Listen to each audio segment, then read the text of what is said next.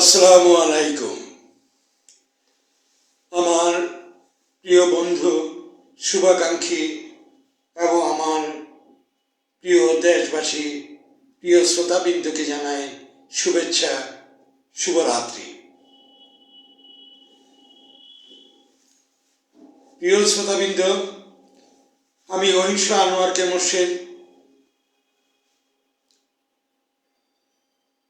এদেশেরই একজন নাগরিক, রাষ্ট্রের মালিক, নিবন্ধিত রাজনৈতিক দল বাংলাদেশ কংগ্রেসের কেন্দ্রীয় নির্বাহী সদস্য। আপনাদের মাঝে যখনই একটু সুযোগ পাই আপনাদের মাঝে উপস্থিত হই, আমার নিজের ভাবনাটুকু আমি আপনাদের মাঝে শেয়ার করি।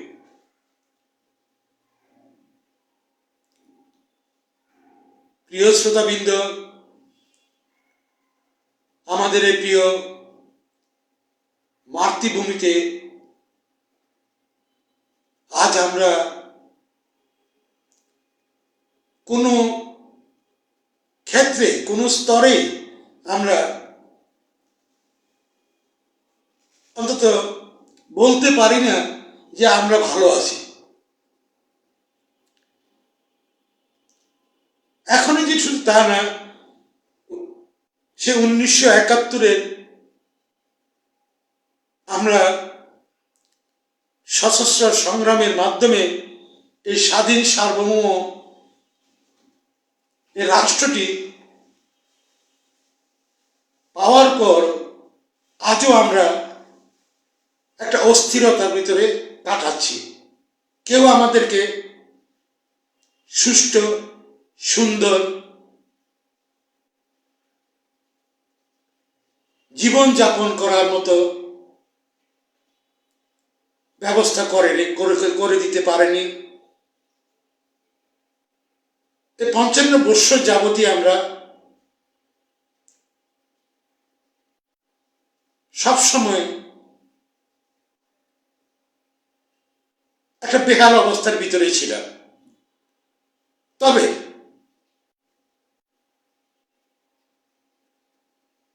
বিগত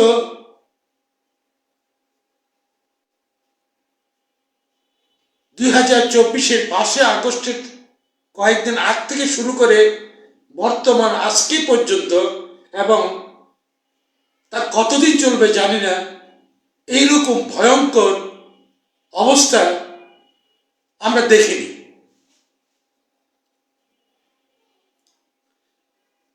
স্বাধীনতার পর রাষ্ট্রের ছিল না আইন শৃঙ্খলা রক্ষাকারী বাহিনী, রাষ্ট্রীয় কোষাগারে ছিল না অর্থ, ছিল না খাদ্য, ছিল না যানবাহন, ঘর বাড়ি রাস্তাঘাট সব ধূলিসাৎ করে দিয়েছিল ওই পাকিস্তানি পাখানাদাররা। ধীরে ধীরে তারপরও আমরা সামনের দিকে চলার চেষ্টা করেছি। যারাই যখন ক্ষমতা এসেছেন, হাজারটা খারাপ হলেও কিছু ভালো কাজের মাধ্যমে এখনো আমরা আছি। কিন্তু বিগত 1 বৎসর 7 মাস যাবৎ চলমান যে অবস্থা, তাতে আমরা অত্যন্ত ভয়ঙ্কর, যা অতীতে আমরা দেখিনি। এবং যারা রাষ্ট্র পরিচালনা করছেন তারাও হয়তো মুখে না বললেও অন্তর উপলব্ধি করতে পারছেন। কারণ জনগণ যখন উপলব্ধি করছে, যারা রাষ্ট্র পরিচালনা করেন তাদের উপলব্ধি না করার কোনো কারণ নেই। সর্বক্ষেত্রে বেহাল অবস্থা, অনিশ্চয়তা, নির্মম বর্বরতম কর্মকাণ্ড।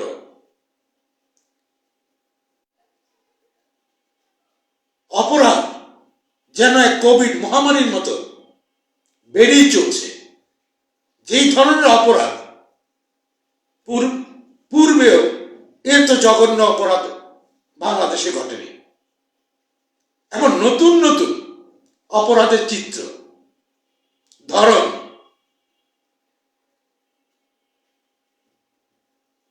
বিশ্ব যেখানে আজ এগিয়ে যাচ্ছে, শত্রুর সাথে মিত্রতা ঘটছে, সেখানে আমরা এত হতভাগা জাতি যে বারবার আমাদেরকে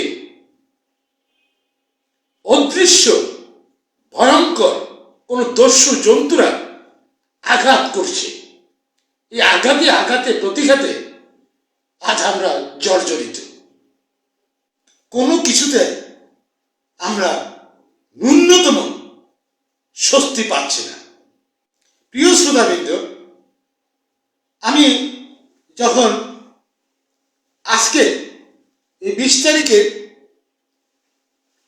প্রথম আলোতে আমি যে দেখি, প্রথম আলোর সূত্র নিয়ে কথাটা বলি, একেবারে প্রথম পেজে যে অপরাধ চিত্র 2025 এবং আইন শৃঙ্খলার পরিস্থিতির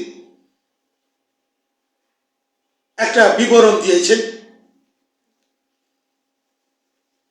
তাতেই হেডলাইনটি হল এরকম: ঘরে ডাকাতি, পথে ছিনতাই, মামলা বেড়েছে 39%।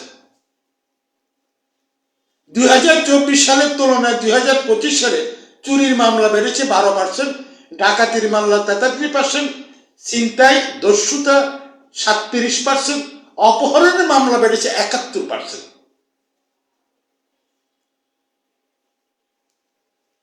এই সংখ্যা অতীতে কখনো ছিল না, যা ভাবতেই প্রত্যেকটা নাগরিকরা শিহরিত হয়ে ওঠে।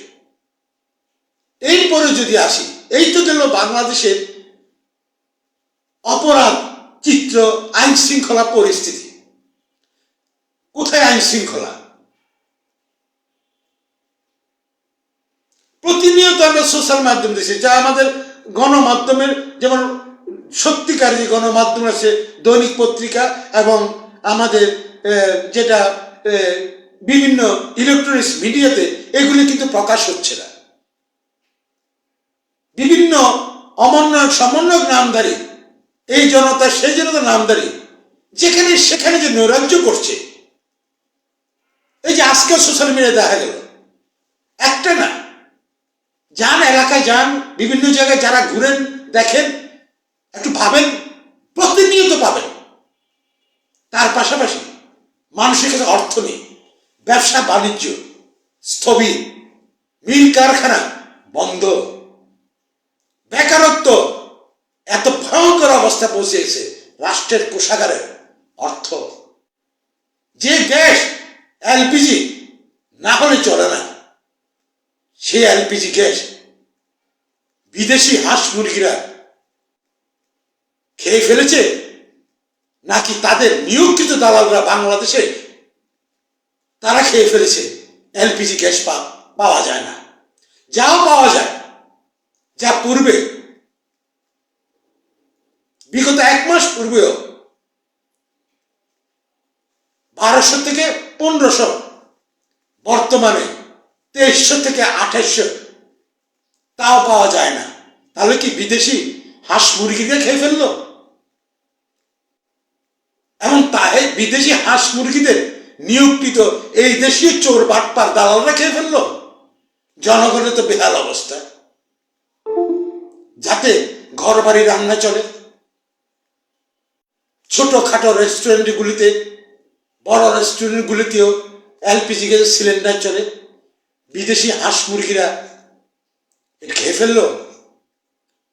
এবং এই তাদের নিয়োগকৃত দালালরা খেয়ে ফেললো, সর্বনাশ করে দিল।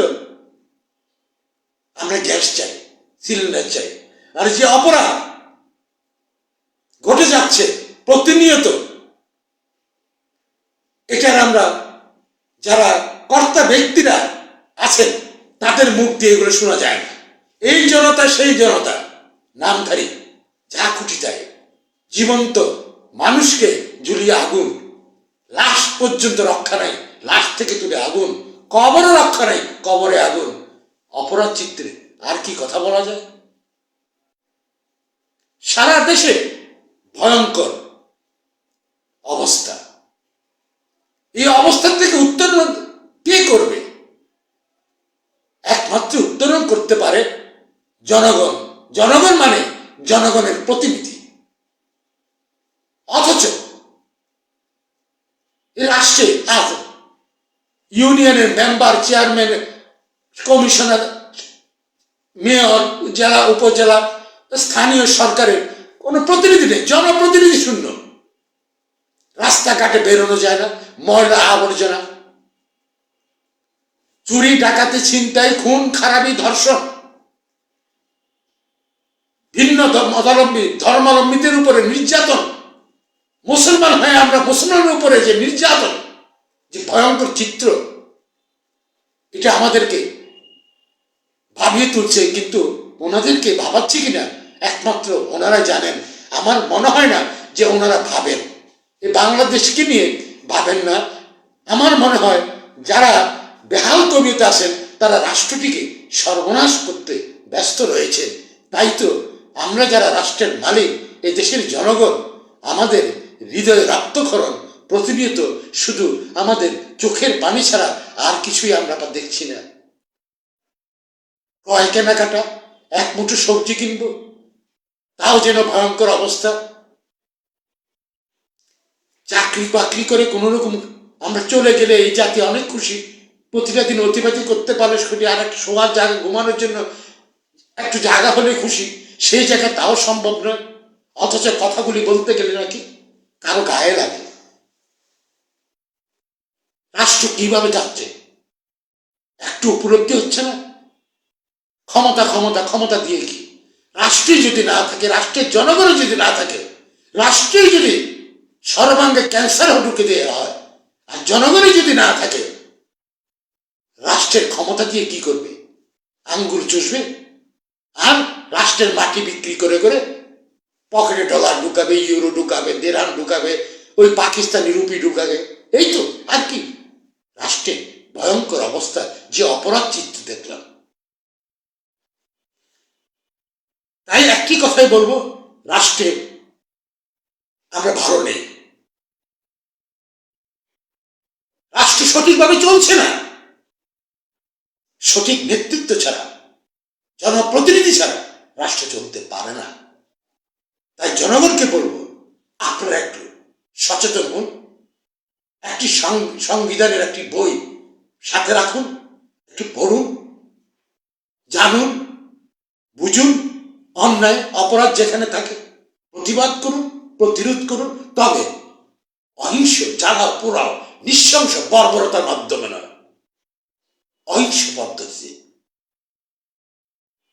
এরপরে দেখুন, আরো বলা যায়, বলার শেষ নাই। এরপরে দেখুন আরেকটি, সেটি হলো আমাদের দেশে এই জাতির সৌভাগ্য না দুর্ভাগ্য বলবো আমি জানি না, আপনারাই সেটা নির্ধারণ করবেন। এই দেশে এই জাতি আমাদের অভাগা জাতি বলবো আমরা।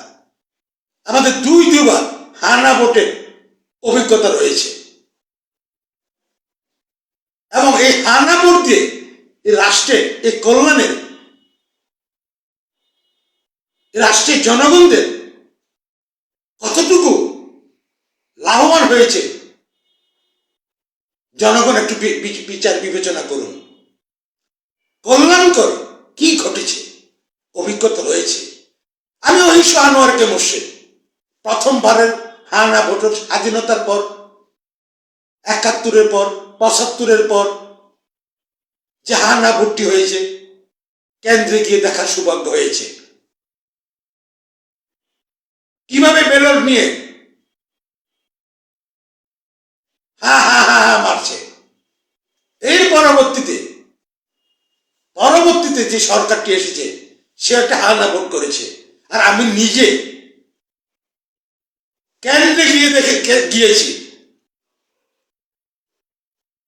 আমরা অন্তত স্বচক্ষে আমরা ব্যালট নিয়েছি। সবাই যারা ঢুকেছে কেন্দ্রে হু হু করে আমরা ঢুকেছি, কোনো বাধা নাই, বিপত্তি নাই। হা হা হা আমি মারলাম না না না, আমরা যদি ১০০ জন খালি হা হা মারে আর আমি একজন না নাতে ২-১,০০০ মারলি বা কি? কিচ্ছু নাই। দেখেছি হানা ভোটের পরবর্তী রেজাল্ট, রাজনীতি হয়ে গেছে ভয়ঙ্কর। রাষ্ট্র রাষ্ট্র হয়ে জন্ম নিয়েছে উগ্রবাদিতার, অর্থনীতিভাবে দুর্বল, অসুস্থ রাজনীতির ধারা দেখেছি ঢাকা ইউনিভার্সিটিতে। প্রথম হানা ভোট যার যে সরকার করেছেন, সরকারে এসেছেন, পরিচালনা করেছে, তাদের সময় ঢাকা ইউনিভার্সিটি দেখেছি কি পরিস্থিতি, মেধাবীরা কিভাবে ধ্বংস হয়ে গেল। মহসিন হলে দুইজন মেধাবী এক ভাই কিভাবে মারা গেল বোম ব্লাস্ট হয়ে, তারা কিন্তু হানা ভোট দিয়ে এসেছে। তার পরবর্তীতে যারা সরকার এসছে তারাও কিন্তু একই পদ্ধতিতে হানা ভোট দিয়ে এসছে। আর এখনো হা হা না হা না, কিন্তু প্রচার চলছে হা হা হা। আর আমি এখন যেখানে এখন বর্তমান অবস্থাতে আমার পরিস্থিতি ভয়ঙ্কর, জনগণের ভয়ঙ্কর, চারিদিকে ভয়ঙ্কর। হা না এইসব উভুট কুবুট দিয়ে ভোট ভোট এই সেই করে রাষ্ট্রে কি হবে? আমি যে চাক্ষুষ প্রমাণ, আমি ব্যক্তি হিসেবে আমি অহিংস আনোয়ারকে বসে প্রথম ৭৫-এর পরে যে হানা ভোট হয়েছে তাতেও আমি চাক্ষুষ। তার পরবর্তীতে যে সরকারটি ৯০ পর্যন্ত ছিলেন সেও একই পদ্ধতিতে হানা ভোট করেছেন। জনগণের এখানে কোনো মতামত নেই, সন্ত্রাসীদের মতামত, দস্যুদের মতামত, সে হায়ের রেজাল্ট আমরা পেয়েছি। এখনো আবার নাকি হা না হা প্রচার চলছে। কি দেবে এই জাতিকে? এই জাতির তো এখন কিছুই নেই। অপরাচিত্রের কথা বললাম, বাজারের কথা সেটিও কিছু বললাম, বলে আসছি। মা জাতি, নারী জাতিদের অবস্থা কি, কিভাবে লাঞ্ছিত হচ্ছেন, শিক্ষক সাংবাদিক কিভাবে হচ্ছেন, কিভাবে মব সাজিয়ে ফৌজদারি অপরাধ করছেন, কিভাবে আইন বিচারালয় কার্যালয়গুলিতে বহিরাগতদের আইনি পোশাক পরে কিভাবে সেখানে নৈরাজ্য করছে তাও তো আমরা দেখেছি। তারপরেও আমরা বলবো, যারা আছেন আপনারা বলবেন রাষ্ট্র কি ভালো আছে? তারা বলছে ভালো আছে। কিভাবে ভালো আছে? জনগণ তো বলে ভালো নেই। আমি অহিংস আনোয়ারকে বসে ক্ষুদ্র একজন ব্যক্তি, ক্ষুদ্র একজন রাজনৈতিক কর্মী হিসেবে আমি মনে করি কোথায় আমার ভালো? আমার তো কিছুই নেই, সব শেষ।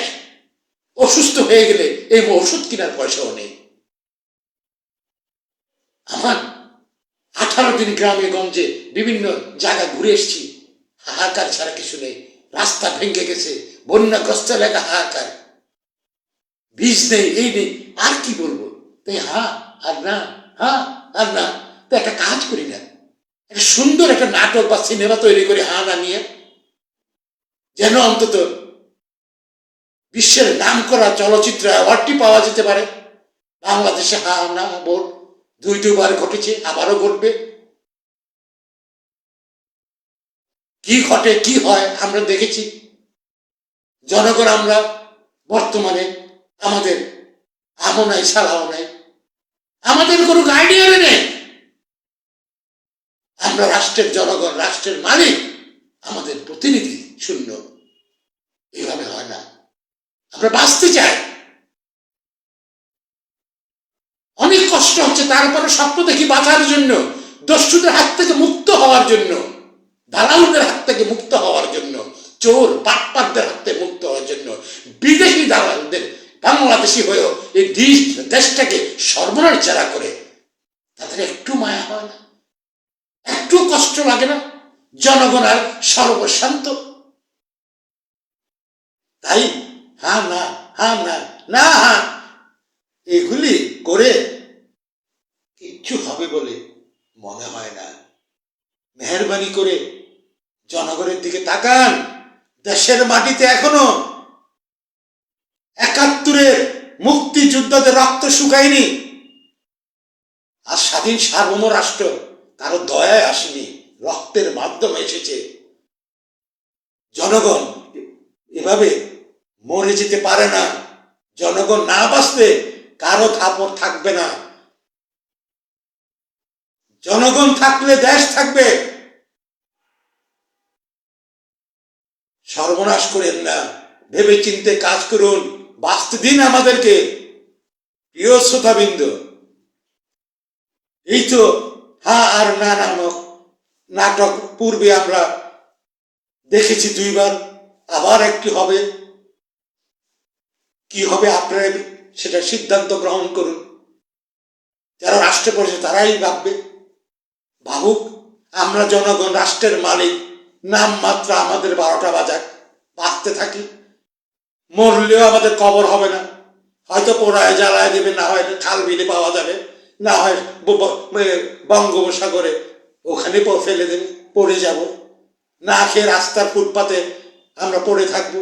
এই তো হোক, ঘটেন। জনগণ আপনারাও চুপচাপ বসে বসে দেখেন। প্রিয় শ্রোতাবৃন্দ, আমার প্রিয় বন্ধুরা, আমরা রাষ্ট্রের মালিক, রাষ্ট্র চলে আমাদের সংবিধানের ভিত্তিতে। এই সংবিধান এমনি আসে নাই।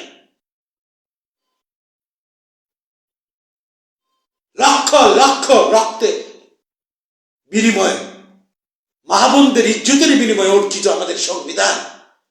সেই সংবিধান দুলসিত করার অধিকার তো কারো থাকে না। রক্ষা করতে হবে আমাদের সংবিধানকে। একটি কথা, সংবিধানের বাহিরে অসাংবিধানিক যাই ঘটবে তাই অবৈধ।